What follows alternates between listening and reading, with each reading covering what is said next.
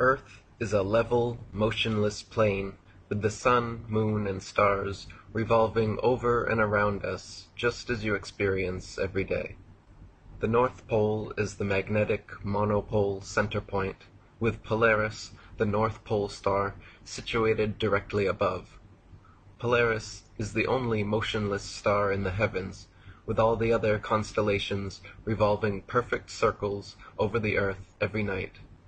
The so-called planets, known to the ancients as wandering stars, were named such because they were observed then, as we can observe today, to wander the heavens, taking their own unique spirograph-like patterns, making both forward and retrograde motions over and around the earth during their cycles.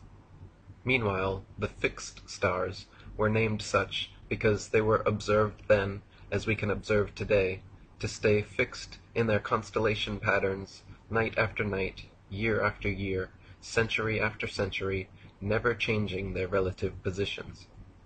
If Earth was truly a tilting, wobbling, spinning space ball, as NASA and modern astronomy proclaim, rotating 1,000 miles per hour on its axis, revolving 67,000 miles per hour around the sun, spiraling 500,000 miles per hour around the galaxy, and shooting off several million more miles per hour through the universe, the star patterns would never look the same 2 nights in a row, let alone be fixed in exactly the same constellations for thousands upon thousands of years.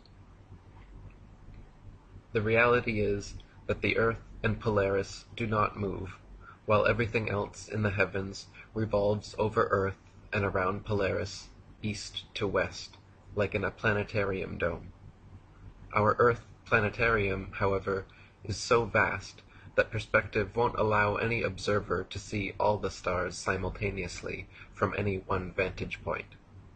We can see Polaris, Ursa Major and Minor, and other northern constellations from every point north of the equator simultaneously, but conversely cannot see the so-called South Pole star, Sigma Octantis, the Southern Cross, or other outer constellations simultaneously from every point south of the equator, because they all sweep over a great southern arc from their rise in the evening to their setting in the morning. Facing north, the stars turn counterclockwise from right to left. Facing south, they turn clockwise from left to right. Facing east, they rise in front and set behind, while facing west, they rise behind and set in front.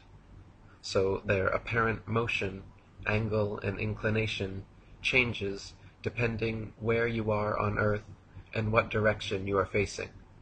But their actual movement is always east to west.